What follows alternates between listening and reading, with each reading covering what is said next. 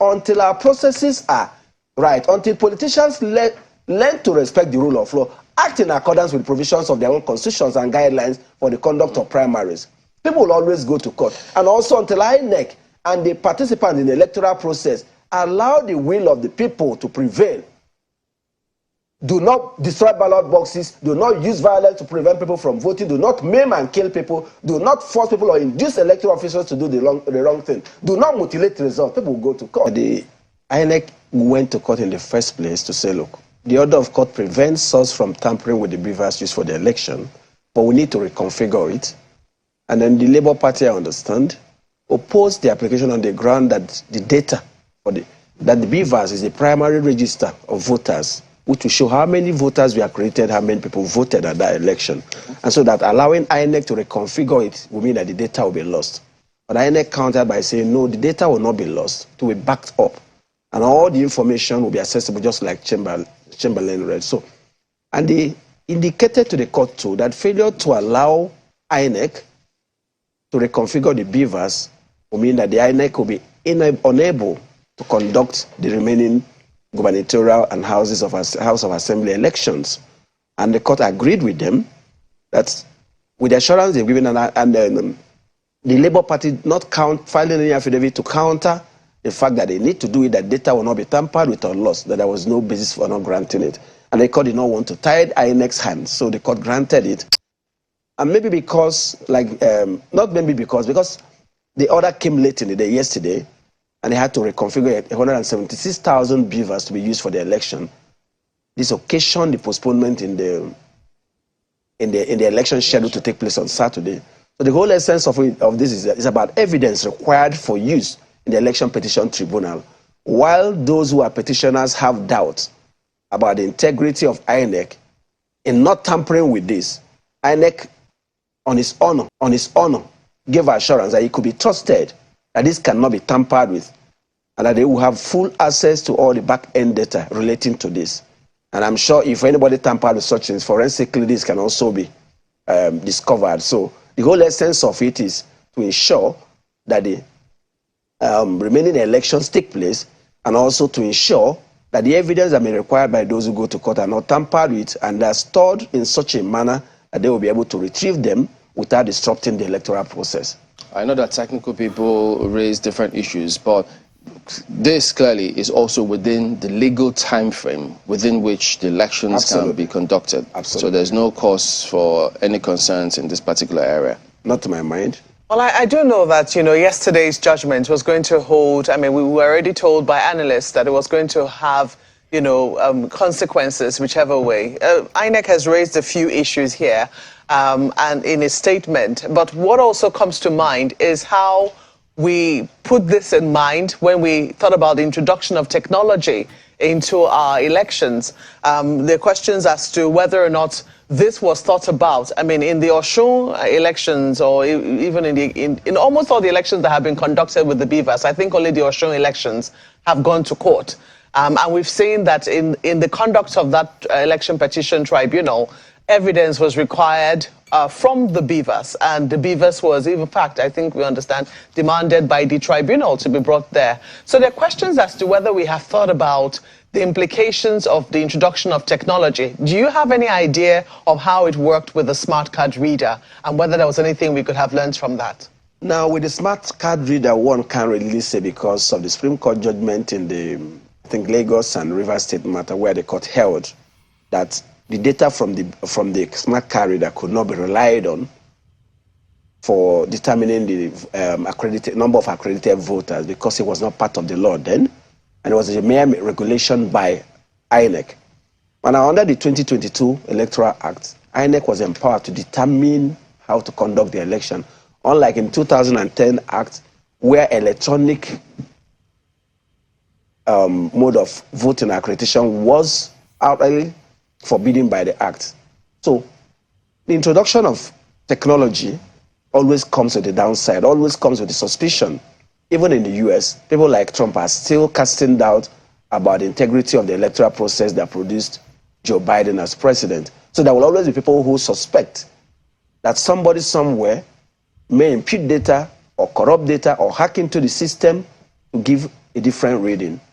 And it is not out of place for those who are challenging an election which they believe was conducted without substantial compliance with the law, without substantial compliance with the guidelines made by the electoral body, not to trust that same body, not to tamper with the data, because they intend to impeach the declared results. So you would expect them not to say, look, he said, well, say, we don't trust you. We don't trust you not to tamper with evidence.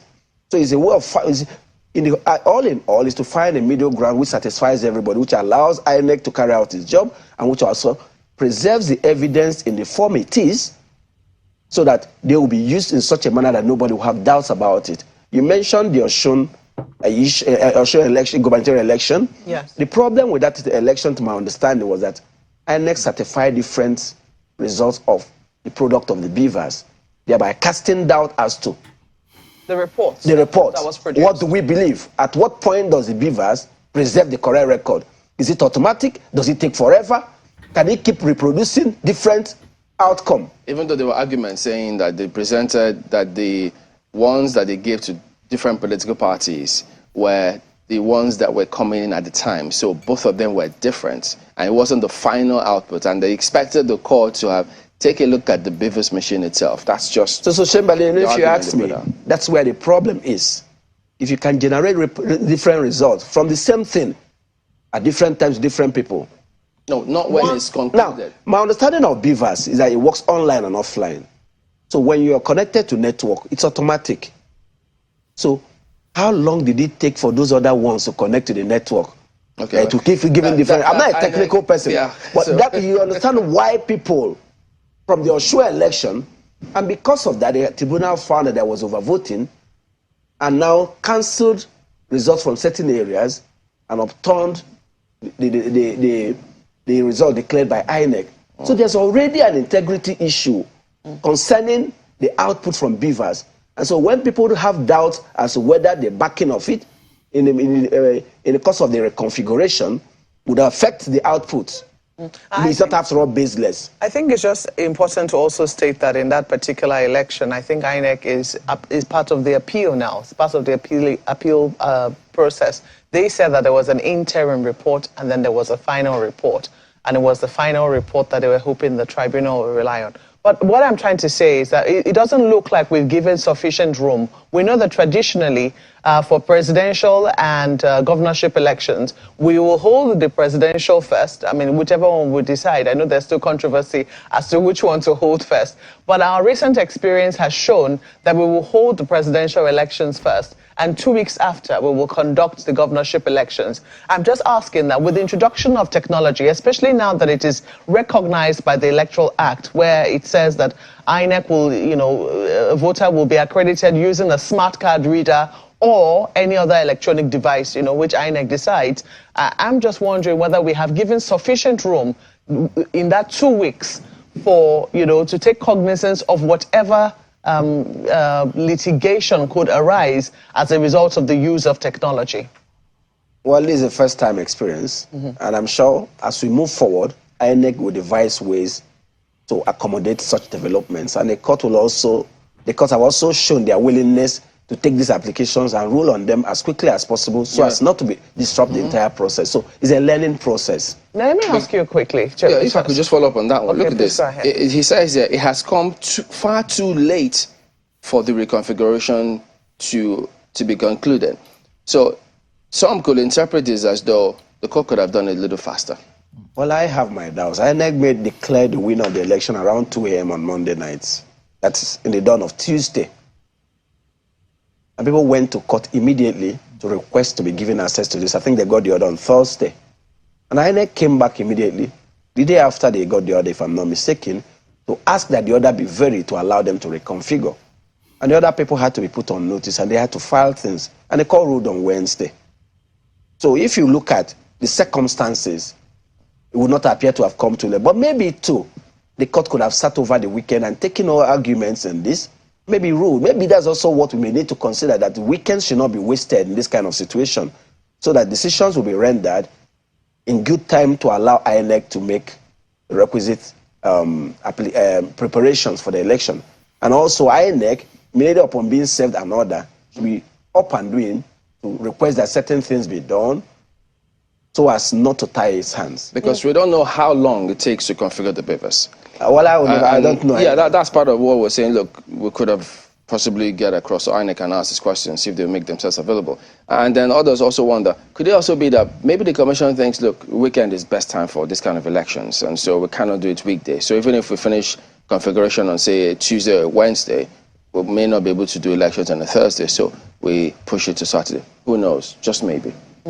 I'm just a little curious as to, for a moment, the question skipped my head, but I'm just a little curious as to whether our courts, because right now it does appear, even though, from the many applications that were made, it does appear that the court, has tried its best to be fair to all. INEC asked for a variation. They didn't quite grant that variation. I don't know what the details of the variation or what that might mean in terms of asking for a variation, but they allowed INEC reconfigure the beavers. And which was essentially what INEC wanted. Yes, which is to permit it to reconfigure the beavers. And I'm just wondering as well, because they had to go with INEC's word that the data indeed has been backed up. And that the litigants will have access to the data in its back-end server. But I am just wondering, do you think that our courts, with the more we introduce technology into our electoral matters, do you think that our courts are, enabled to understand just how technology will now begin to affect things that have to do with law? Would they need expert opinion, for instance, etc.? Naturally. All parties to this suit will be bringing a lot of expert witnesses, forensic experts especially, and the court will be able to find its way through them because that's why they are learned people. That's why they are knowledgeable in all aspects of life and the law. And so while it may be a novel issue that is going to play out in the course of these election petitions, the courts, the judges that will man this tribunal will also on their own be reading up, apprising themselves of development in that area of law, and also listening intently to the evidence of different expert witnesses that may be called, and then deciding who to believe and who not to believe. They are not superhuman, by the way, but then again, they are intelligent enough to know which evidence is credible and which they would believe, despite them not being technical persons. Let's quickly take this conversation now to our colleagues in Lagos. Well, thanks, Mark. Let me just bring in this angle to it. It's very interesting what is unfolding before our very eyes. But I'd like to know, in the process of justice or getting justice, which is weightier? Is it justice for one or a party or the greater good? And I'll give you an example using this scenario now. So we have the Labour Party or the PDP saying, well, INEC should not be allowed to tamper with the beavers. And INEC is thinking, well, there is a big election coming up, the state and the state assembly, like the governorship and state assembly elections coming up. And I know a lot of people were divided. Do we allow, to allow justice in court or the process of justice, allow those parties be able to inspect the beavers for as long as it will take? Mind you, that would mean that the governorship and state assembly elections will be postponed indefinitely, perhaps up until they're done with the inspection. And others were saying, well, we need to go ahead with this election. So really in the process of justice, which is weightier, what are the considerations being made? Because some might say that, well, this is not exactly justice in court, or this harms the process of justice, while others think, well, the common good is bigger here. Justice sometimes is about finding what works, what is fair and just in the circumstance. It may not sometimes be for one person, it may not always be for the greater good, but it depends on facts and circumstance of the case. And because when you talk about greater good, sometimes it may be when you pander to what you consider an ideal. So an ideal may not always be the case because the facts may not support the ideal, so the ideal will not be opposite. Now, in this case, the Constitution has limited a time within which INEC must conduct election. And INEC cannot conduct election out of that time. So it's not a situation where you can say, until they finish the inspection, hold on with the election. And then that's one. But in this case, the tribunal, Election Petition Tribunal, believed the evidence of INEC that it will not tamper with the data stored on the beavers. The court believed INEC that this data will be backed up in their server and will not be tampered with. But that's the decision of the court. Not everybody will like it. Most decisions of court will leave some people happy, some people unhappy. And this may be the kind of situation, maybe that kind of situation. But the point is, the court works based on facts. It makes decisions based on facts available to it. And I read in the media, though, one of the justices, in the ruling, the court saying that Labour Party did not counter a particular thing said by INEC about the mode of storing it or some other thing about that, and the effect it would have on the gubernatorial and House of Assembly elections. And so that's what the court believed. And it would not be good, too, to have an unending inspection that will disrupt the electoral process. So the court, having taken the assurance by INEC that nothing will be tampered with, seem to have believed that even though the primary entry point or where this data is imputed is in the beavers is so is such that it uploads this data to a server. Right. So which means that it's just like a document typed in your computer, which can also be backed up in a server. Right. So even when that document is deleted from your system, it is available in some other place in the same form in which it was produced. Right. I'm not much of a technical person concerning this. Mr. Sigwe, let me rescue you here. But that's what the court has ruled at the moment, and that is the position of the law. Right, let me rescue you. A lot of us have had to become emergency techies overnight just to understand this. But quickly now, some would also say that perhaps INEC brought this upon itself, because I think it rises and falls on that question of trust. How much do these parties trust INEC? And that's sad, because, I mean, INEC, if anybody should have the highest trust coefficient in Nigeria, should be INEC. So INEC has perhaps a week or more to rebuild that trust. What do you think INEC should begin to do as a matter of urgency now to rebuild the trust? Because we still expect to have INEC after this election for the conduct of future elections. You know, INEC must always act in a manner that shows its independence and neutrality. Neutrality especially. INEC must act in a manner that when INEC says, we will do this, people should be away believing that INEC can take INEC's word to the bank. So when INEC says, this is a guideline we have issued, we are going to conduct an election in strict compliance with this, and then INEC fails to do that, the trust issue will always be there. But when INEC says, these are guidelines, we will follow it religiously, results will be done, this is how we are going to conduct election materials will be there by 8 a.m., and then election materials are there, the officials are there. But then INEC says we are going to be there, and no electoral official shows up. And the electoral officials who show up are able to identify the polling units, and the reverse works, and the results are transmitted in the manner provided in the guidelines. And INEC is seen not to have a dog in the fight. And INEC, whatever result declared by INEC, reflects the results as declared at the polling units. Then people will trust it. But if it is otherwise, and if there are grounds to doubt that INEC is acting in accordance with the will of the people, or like in good faith with guidelines, then these trust issues will always be there. Mr. Osigwe, for me, I'm wondering if INEC is learning a little too slowly lessons from the conduct of elections using, electronic devices such as the BVAS, because following the announcement of the postponement of the governorship elections due to that Presidential Election Tribunal ruling, some officials who speak on condition of anonymity are saying that the commission will need to move the BVAS machines to the headquarters for reconfiguring. So as INEC learned a little too slowly, I say this again because, in past elections, presidential candidates had gone to court. So there was that very real possibility that election losers will go to court. I didn't quite get your question.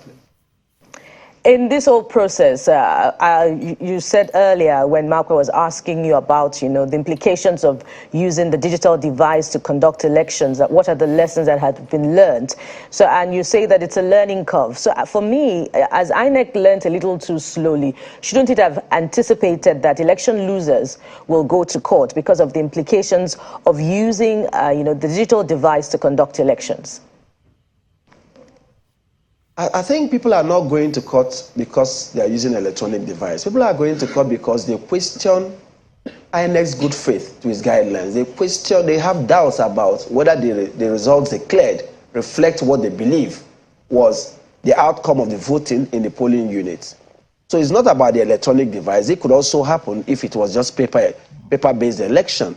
It's all about trust. It's all about people going away feeling that they lost fair and square. But when people go away feeling Mr. that, Sigwe, it's not about, actually won, but somebody stole the match on me. Sorry to come in there. It's not about people going. It's not about people going to court here.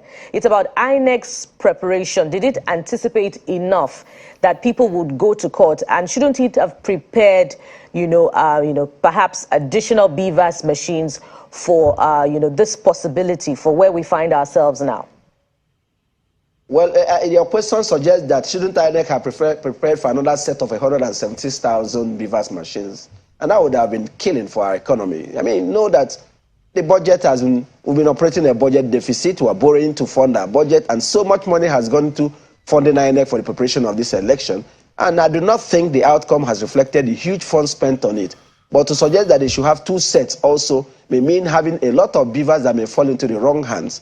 And but I think using the same for the election is not bad, but INEC seem to be ill-prepared or somehow scuttled its own internal processes. I may never be able to know the right answer, but INEC has not showed that it was prepared for all likely things that may come out of this election, and the manner they conducted the election did not leave people satisfied. Let people scratching their heads that indeed INEC performed below par.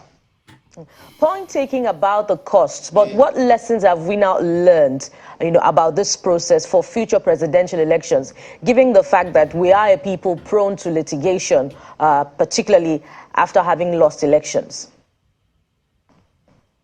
We are people prone to litigation after losing an election, not because not because people are sore losers, but people go away believing that the process was not fair and transparent.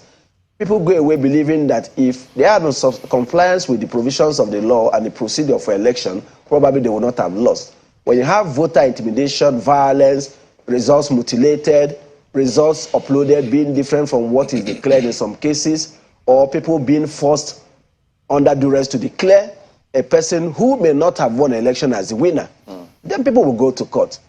But if people see that the law were won and all results have passed the integrity test, I don't think many people will go to court. There will be less time spent on court. Look at party primaries. More people went to court last year because most of the party primaries were a huge joke. And that put a lot of pressure on the Federal High Court, which now moved on to the Court of Appeal and the Supreme Court. Until our processes are right, until politicians learn to respect the rule of law, act in accordance with provisions of their own constitutions and guidelines for the conduct of primaries, people will always go to court. And also until INEC and the participants in the electoral process allow the will of the people to prevail. Do not destroy ballot boxes. Do not use violence to prevent people from voting. Do not maim and kill people. Do not force people or induce electoral officials to do the wrong thing. Do not mutilate results. People will go to court. Okay.